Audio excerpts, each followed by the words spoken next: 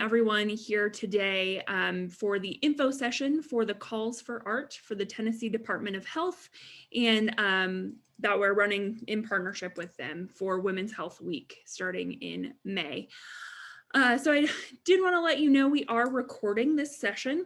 So we know some folks are having some trouble accessing the Zoom link. We've re-emailed everybody. We're trying to troubleshoot as best we can, but we are recording this session and it will be available on our YouTube page in the coming couple of hours, couple of days, once we're able to get it uploaded. So you can come back and revisit this information anytime between now and March 7th when the applications are due.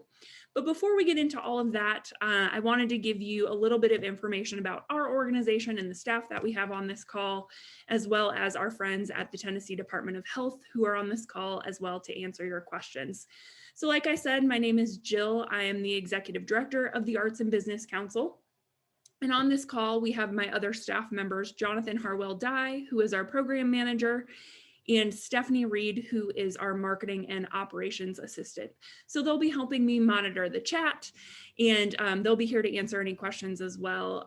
But who we are an arts service nonprofit based in Nashville, Tennessee, but we provide opportunities, education, and resources for artists all across the state. And we're so happy to be partnering with the Tennessee Department of Health on this brand new opportunity for artists in the state of Tennessee. So a couple of the other programs that we do that you may be familiar with. Oh my gosh, I'm so sorry. My phone just started ringing. A couple other programs that we do. We have a volunteer lawyers and professionals for the arts program, which provides pro bono legal and business services to artists in the state of Tennessee. And we also have several education programs that help artists learn the best business practices so you can thrive in your creative career, whether that's monthly drop-in seminars to intensive business development curriculums that are 8 weeks to a year long. You can find out more about that information and the other programs that we have on our website. It is abcnashville.org. And hopefully many of you found out about this opportunity through our email list. That's always going to be the best way, in addition to our social media, to find out about upcoming programs and opportunities.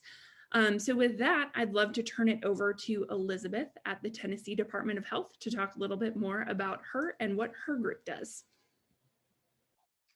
Thank you so much for having me. My name is Elizabeth Berardi. I serve as the program director for the Tennessee Breast and Cervical Screening Program, which is with the Department of Health. So our program specifically serves men and women eligible through direct services for breast and cervical cancer screening, diagnostic, up to treatment. Our program is part of the Reproductive Women's Health section in there, and so our team focuses on women's health initiatives of various kinds. So we also have on here Chrissy Hartsfield, who doesn't have an official title, but basically oversees the breast and cervical screening program. Our short name is TBCSP, so if you hear that, that's what we're referring to. And she also oversees prenatal and breast and cervical cancer presumptive eligibility 10 care. And we also have Kelly Luskin, who is our section chief for the Reproductive Women's Health team. So we, again, provide direct services, education and outreach regarding cancer screening. So, yeah. Awesome. Thank you so much for being here. And we're really excited to partner with you on this advocacy campaign.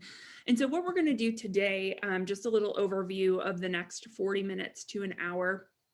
What we're going to be doing is TDH will be giving an overview of Women's Health Week and what that initiative is and what we're trying to achieve with this campaign.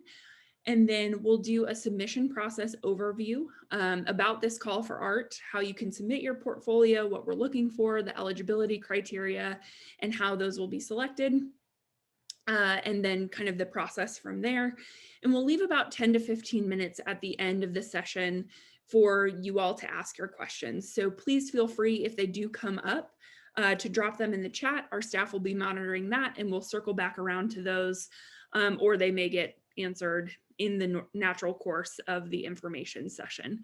So those will be kind of the 3 sections of what we're doing today. And trying to think if there's anything else before we get started, but I think for now, we'll just go ahead and jump into an overview of Women's Health Week. So I'll go ahead and send it back to you. Thank you.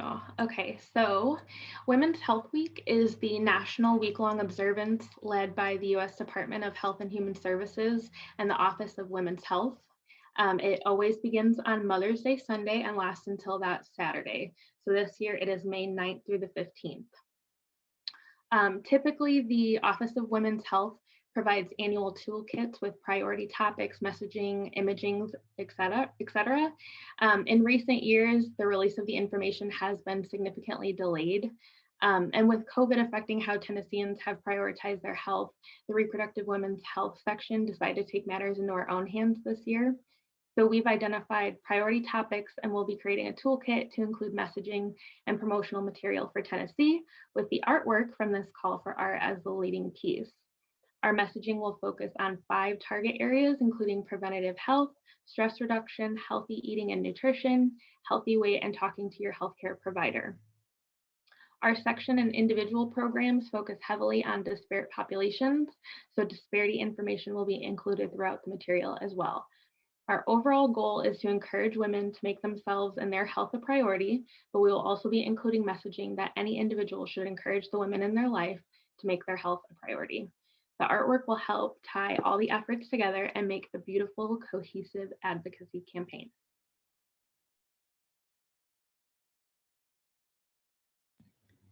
Great. So that's the quick overview of Women's Health Week. And I know Jonathan dropped a couple links in the chat about where you can find more information about the National Women's Health Week initiative. And we will drop those 5 priority areas that Elizabeth mentioned into the chat as well. So if you're taking notes, following along, we will drop those in the chat quickly in just a second. But for now, Jonathan, I would love if you could talk a little bit more about the submission process. Thank you, Jill. And yes, I would be happy to do so. I'm going to share my screen. I have a couple of slides just with the overview of information, but just to kind of give folks an overview of what the submission process looks like for this call for art. Really, it starts with eligibility. And so the eligibility is really Tennessee-based artists are asked to submit portfolios for consideration for the advocacy campaign around Women's Health Week. And we're particularly interested in artists with a personal connection to these health issues.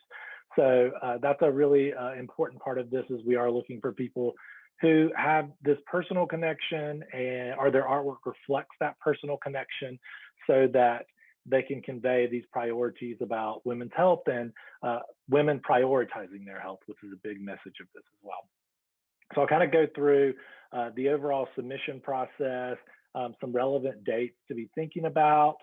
That begins with the portfolio submission deadline, which is March 7th at 11:59 p.m. Central Time. And you can submit your portfolio at our submittable link. So we're using submittable.com as our platform to submit these. There's information and links on our website, but that's a direct link to the submittable form. You will have to create an account on Submittable to be able to submit your portfolio. But I do believe one of the benefits of that is that your materials will be saved in Submittable for you to be able to use in future calls for art and things like that. So it is good to be able to have access to that platform, but you will need to allow time to be able to create that, make sure you've taken all the steps to be able to create an account on Submittable prior to the deadline. So you'll want to go in there, you can log in. You should be able to also save a draft version of your application, so you don't have to complete the entire thing in one setting. Yes, Leanne, I see your question. And yes, we will share this video. The video will be shared, and we will include a link to download the slides from the presentation. So you will definitely have access to those. March 15th is the date that selected artists will be notified that they have been invited to submit a full proposal. So the process begins with a portfolio submission. So we're not asking anyone to create really new materials. We just want to get your portfolios, your CV, and then to talk about that personal connection. And then when we invite artists, there will be 3 to 5 artists who will be selected based on their portfolios and their submission materials. And they will be invited to submit a full proposal for the artwork for this campaign. And every one of those artists will be paid a $250 stipend to create that proposal. So that's sort of the first step. Is if you are sort of a finalist, you will be asked to submit a proposal. You'll be paid that $250 stipend upon the submission of that proposal. April 4th, proposals will be due. So of those 3 to 5 artists, the proposals will be due by 11:59 p.m. on April 4th. And of those, a single proposal will be selected for the advocacy campaign. That artist will be notified by April 9th, and they will be asked to create the final artwork based on the proposals. There's a little bit of time between when they are notified on April 9th and on April 23rd when the final artwork is due. So we don't expect proposals to necessarily be the entire final artwork. You will get some feedback from TDH and ABC, and that may be incorporated into consideration for the winning proposal. But you'll have that window of time to complete the artwork, to make any changes that might be important to it, to finish something that might be an early draft of a final work of art. But that's sort of the process, is asking everybody to submit the proposal, and then there will be a time period after that. Once that final artwork is completed and submitted and the contract is signed, the winning artist will be paid an additional $2,250 for the final work of art, which includes an unlimited license to the Tennessee Department of Health for up to 3 years. And the contract does provide an option for TDH to extend that lease for an additional fee, to buy the rights of the artwork or the artwork outright for a flat fee, or release the rights back to the artist at the end of that 3 years. So it is a unlimited license for 3 years for the Tennessee Department of Health. And then after that, there is the possibility to have that extended, or the rights could revert back to the artist.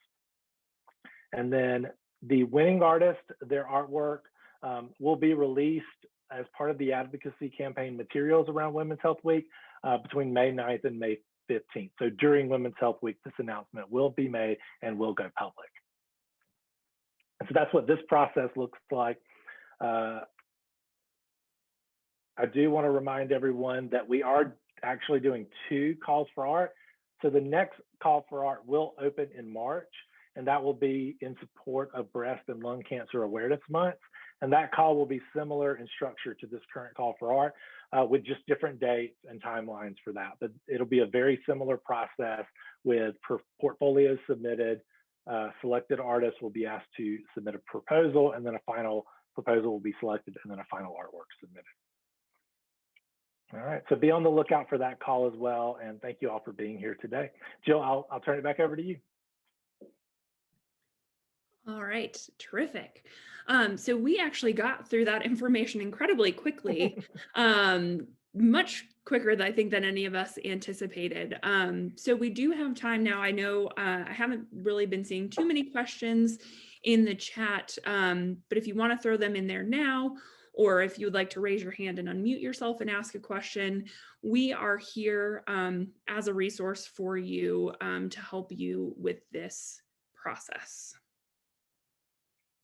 So with that, we'll open it up for some Q&A.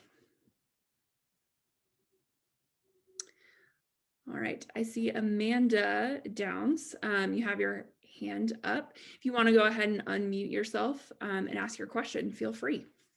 I have a question. Can you hear me? Yeah. Okay, thank you. I have a question about the submission proposal. Mhm. Are you wanting a separate piece of art for each focus area, or are you wanting one big piece of art that includes all of the focus areas? So I think that's a really great question. And Elizabeth, you and I can kind of tag team this. But what we're really looking for is one kind of singular piece that encapsulates the entire advocacy campaign. So you can focus on one of those particular pillars, or you can incorporate all five, or, kind of reflect in your artwork what Women's Health Week means to you. And if you haven't gotten a chance to look at the submission process yet, or the submission portal. Basically what we're asking you for in this first step is for just a statement of intent. So really talking about your personal connection to these issues and this advocacy campaign, and kind of an idea of what you would like to present should you be selected to move on to the proposal creation round. So you're not creating any new artwork for this first submission round. That comes in that second round. So it's just kind of getting some ideas flowing about what you might like to create. So if you feel strongly about creating multiple things, that's up to you. But I think originally the intent was kind of one encapsulating piece, image, sculpture, whatever it ends up being. I agree. That was well said. Yeah, and I think Jonathan had put the link for womenshealth.gov, which is a great resource for you to look at and kind of see what they've done in the past. You can see different topic areas. So if maybe one of our topic areas for this year doesn't necessarily align with what you have in mind, there are other topics. And again, if it's just kind of the general, like, what does it mean for you, that's great. So our intent was definitely one piece. It's going to be kind of like the front and center to tie everything together. So. Wonderful. And I believe Jamina, I could be saying that incorrectly. Please correct me if I'm wrong, but if you'd like to go ahead and unmute yourself, you're up. Yes. Hi, everyone. Can you hear me? Yes. Great. I wanted to know, are the submissions limited to visual art, or does that include literary art, like a book? That is a really great question. I actually don't know the answer to that. So I think I think a book might be too much.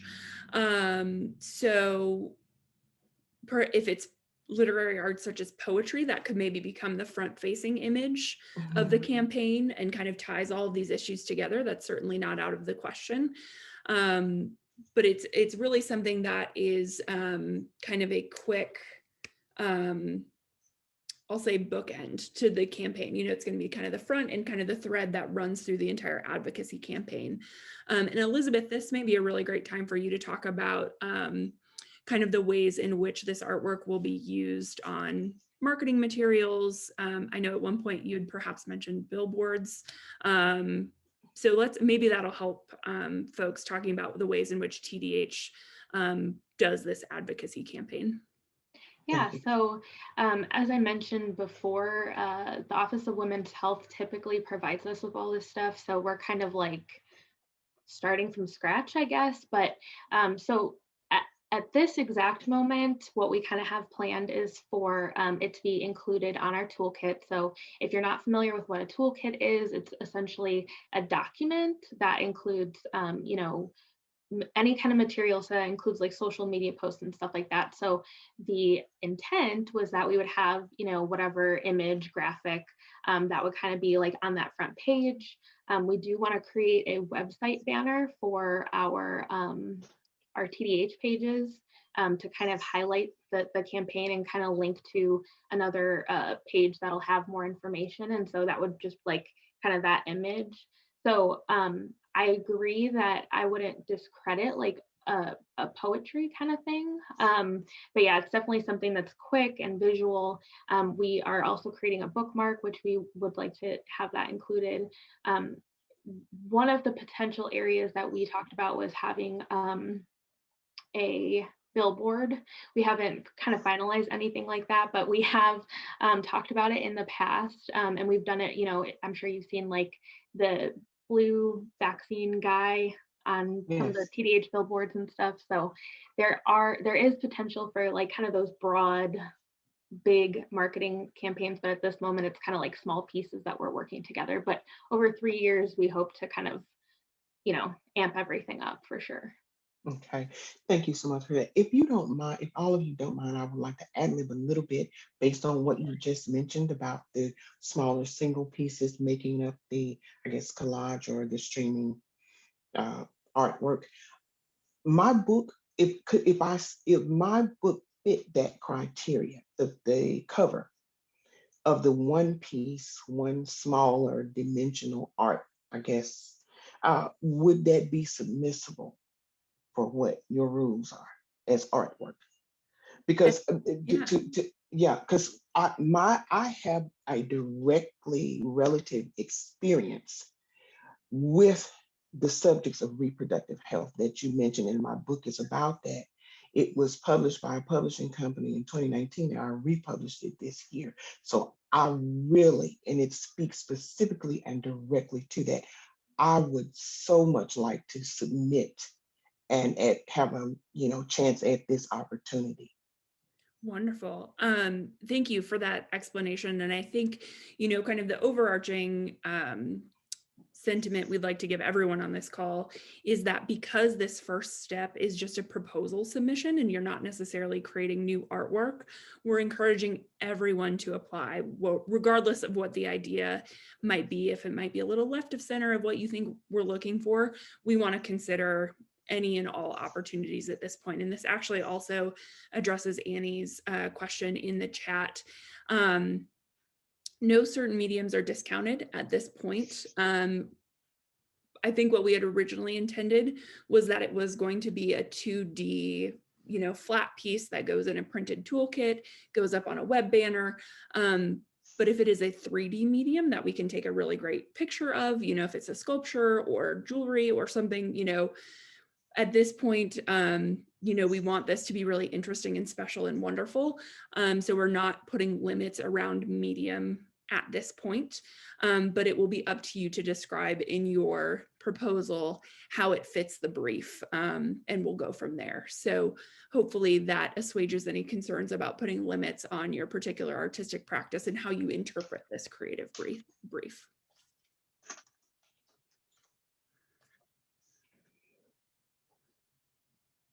Great. Any other questions about the process? Interpreting the brief, accessing the materials, stipends, contracts, deadlines. Jonathan, you want to do me a favor and just throw up that schedule slide again? I think that would be helpful if people want a screenshot or just take another look at that. That may spur some questions if we still have that up. And yes. Sorry, it's bouncing me around for a second, but I'll get it up there in just a moment. Okay, yeah, sure, no problem. Do you want to echo what just came through the chat from Annie? We're super happy that the Tennessee Department of Health is involved in the arts and recognizes the importance of involving artists in the creation of creative materials, and being able to provide this opportunity to all Tennessee-based artists. So yay, TDH, thank you. I also want to add to that because I feel like I'm not originally from Tennessee. I will say that I'm a Northerner, if you couldn't tell by my accent. But one of the things that I love about Tennessee is really the community and music and art. And it's said so beautifully, the intersection of art and health is more crucial than I think people really understand because it is such a large community. And so TDH especially, but I know our program specifically, the breast and cervical screening program, we're always finding new ways to provide outreach and education to different groups. And we know that the arts community is a unique one. And so we can't discredit them. And I think this was just an excellent way to kind of, one, promote our services and say like, hey, TDH does more than just, STD testing. I think that's what everyone thinks the health department, that's all they do. And so we provide a lot more, but we also found this really unique way to kind of incorporate the community that we serve back into what we do. So we've been really, really excited about this. We're really excited to see, the submissions and the portfolios. So I can't understate how excited we are for this. So thank you for allowing us to be a part of it as well. Well, you are very welcome. We're thrilled to be partnering with you. And this is a relatively new thing for the Department of Health and kind of the state departments in general. So we're really looking forward to the next call for art for breast and lung cancer awareness that will be opening next month. We'll release those dates soon. But hopefully if this is really successful, we're looking for some great outcomes to come out of this, and hopefully partnering with other departments, whether it's within TDH or other state departments as well, to offer more calls for art like this in the future, to continue giving artists the opportunity to be recognized and to be paid for their really great work in tandem with these important advocacy initiatives. So just a little plug for hopefully what's on the horizon with all of this.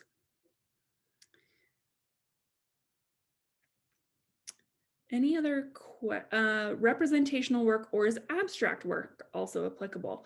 Really great question, Jessica. So it can be anything.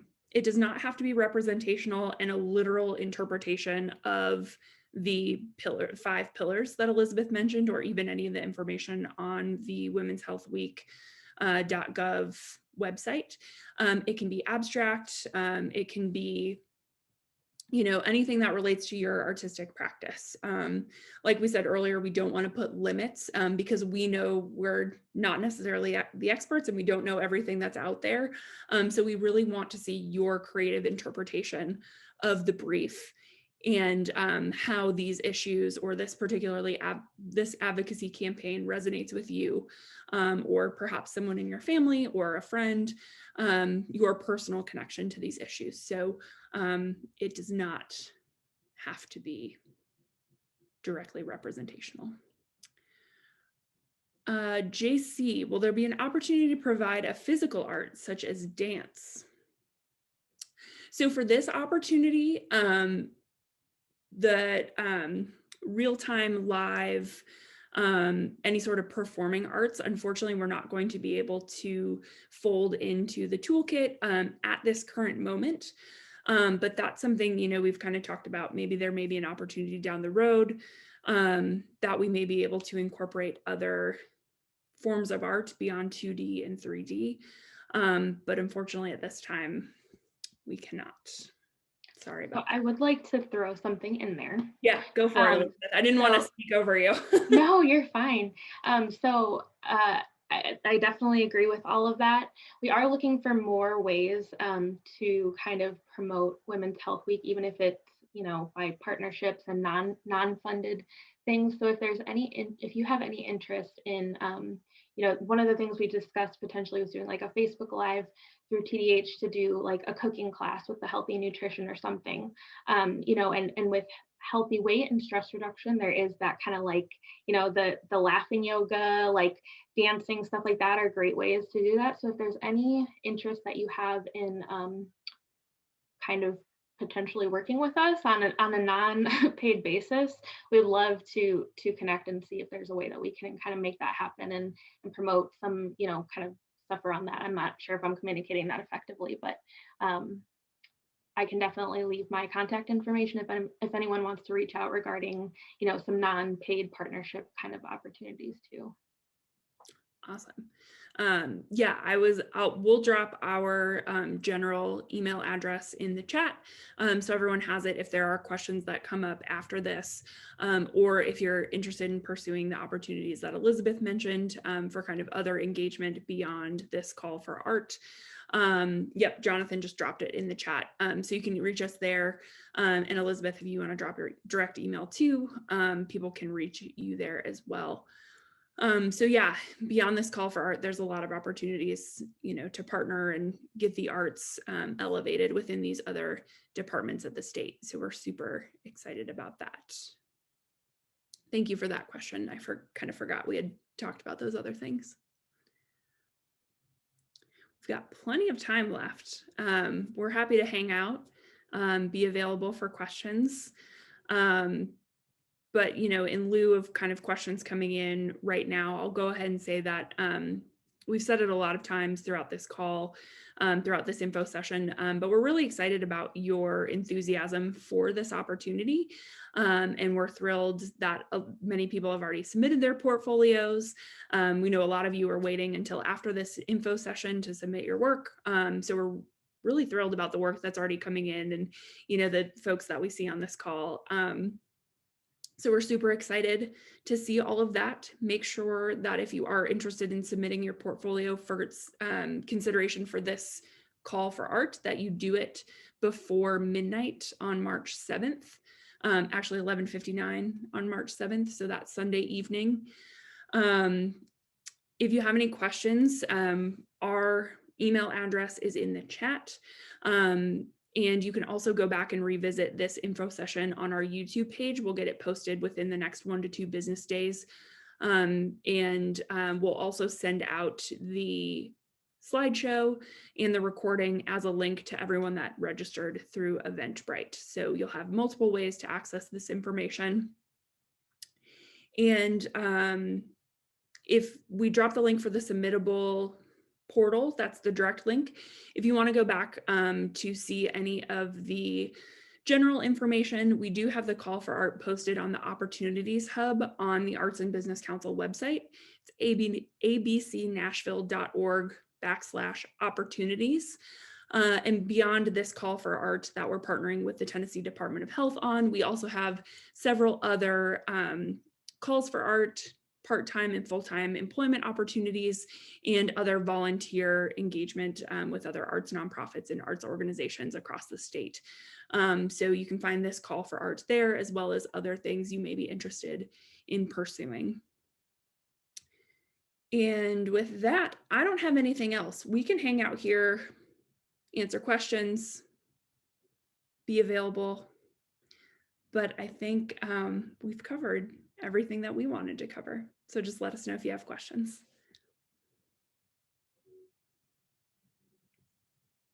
Thank you, Kat. We appreciate you being here and we're excited to see your work. You're very welcome. We're thrilled. Thanks, everybody. Oh, this is great. Everyone throwing their thanks in the chat. Yeah, we're excited. We hope you're excited too. Yeah, you're welcome. Thank you. All right. With that, not seeing any other questions, I'm going to go ahead and close down the info session. And like I said, this will all be available after the fact. Don't hesitate if you have any questions, and we will talk to you all soon. Have a great rest of your week. Thank you.